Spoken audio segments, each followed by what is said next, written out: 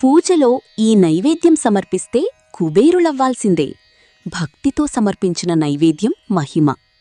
శ్రీకృష్ణార్పణమస్తు. ప్రియమైన భక్తులారా, అందరికీ నమస్కారం. ఈ వీడియో చూసే ముందు ఒక్క లైక్ చేసి జై శ్రీకృష్ణ అని కామెంట్ చేయండి. మీరిచ్చే చిన్న లైక్ నా ఛానల్ గ్రోత్కి ఎంతో సహాయపడుతుంది. ధన్యవాదాలు. ఈరోజు మనం తెలుసుకోబోయే విషయం చాలా ఆసక్తికరమైనది. పూజలో ఈ నైవేద్యం సమర్పిస్తే కుబేరులవ్వాల్సిందే అనే అంశం గురించి మాట్లాడుకుందాం.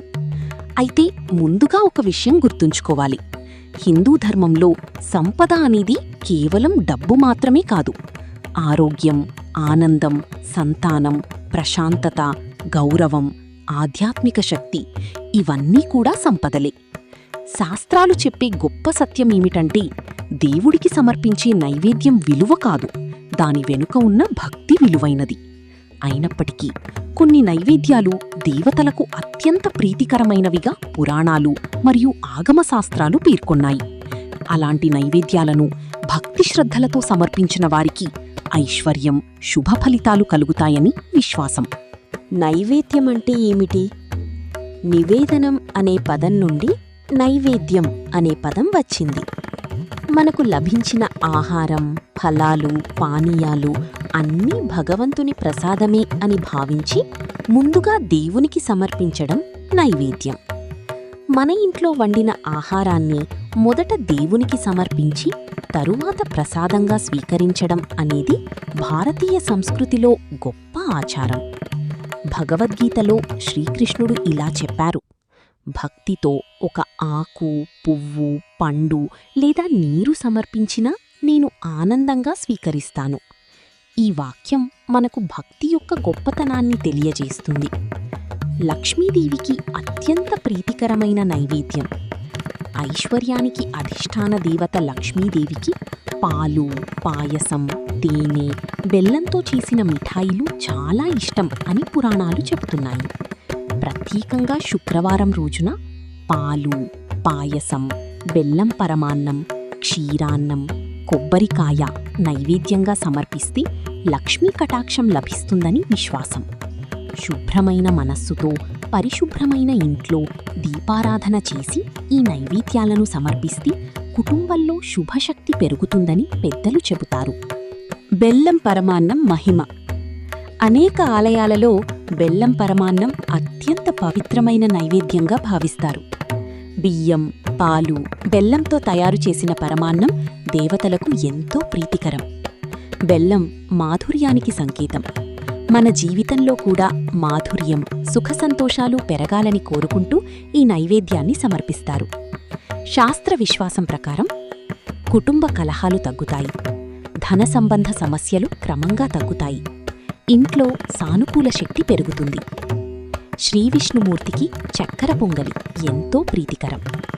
ఏకాదశి తరువాత ద్వాదశి రోజున లేదా ప్రత్యేక పూజల సమయంలో చక్కెర పొంగలి నైవేద్యంగా సమర్పిస్తారు. భక్తితో సమర్పించిన ఈ నైవేద్యం ద్వారా కుటుంబంలో శాంతి, ఆర్థిక స్థిరత్వం, ధార్మిక చింతన పెరుగుతాయని విశ్వాసం. వినాయకుడికి ఉండ్రాళ్ళు, మోదకాలు ఎంతో ఇష్టం. ప్రతి సంకష్టహర చతుర్థి రోజున లేదా వినాయక పూజ సమయంలో ఉండ్రాళ్ళు సమర్పిస్తే విఘ్నాలు తొలగుతాయి, వ్యాపారంలో అభివృద్ధి కలుగుతుంది, కొత్త అవకాశాలు వస్తాయి. మంగళవారం మరియు శనివారం రోజుల్లో వడమాల సమర్పించి ప్రార్థిస్తే ధైర్యం పెరుగుతుంది, అప్పుల బాధ తగ్గుతుంది, శత్రుభయం తొలగుతుంది అని ఆధ్యాత్మిక విశ్వాసం. కుబేరుడికి ఇష్టమైన నైవేద్యం. కుబేర సంపదలకు అధిపతి. కుబేరుడికి తేనె, ఎండు ద్రాక్ష, ఖర్జూరాలు, బెల్లంతో చేసిన మిఠాయిలు నైవేద్యంగా సమర్పించడం శుభప్రదమని చెబుతారు. ప్రత్యేకంగా దీపావళి, ధనత్రయోదశి రోజుల్లో కుబేర పూజ చేసి ఈ నైవేద్యాలు సమర్పిస్తే ఐశ్వర్యాభివృద్ధి కలుగుతుందని విశ్వాసం. నిజమైన సంపద రహస్యం. చాలామంది ఈ నైవేద్యం పెడితే వెంటనే ధనవంతులవుతామా అని అడుగుతారు. దీనికి శాస్త్రాలిచ్చే సమాధానం చాలా స్పష్టంగా ఉంటుంది. నైవేద్యం ఒక మంత్రదండం కాదు. నైవేద్యం భక్తిని పెంచుతుంది, మనసుకు సానుకూల శక్తిని ఇస్తుంది, కృతజ్ఞతాభావాన్ని పెంచుతుంది, మంచి ఆలోచనలకు మార్గం చూపుతుంది. దీని ఫలితంగా మన నిర్ణయాలు మెరుగుపడతాయి. శ్రమ, క్రమశిక్షణ, దైవభక్తి కలిసి వచ్చినప్పుడు ఐశ్వర్యం ఏర్పడుతుంది. సుదాముడి కథ అందరికీ తెలిసిందే. సుదాముడు చాలా పేదవాడు, కాని అతని హృదయం భక్తితో నిండి ఉండేది.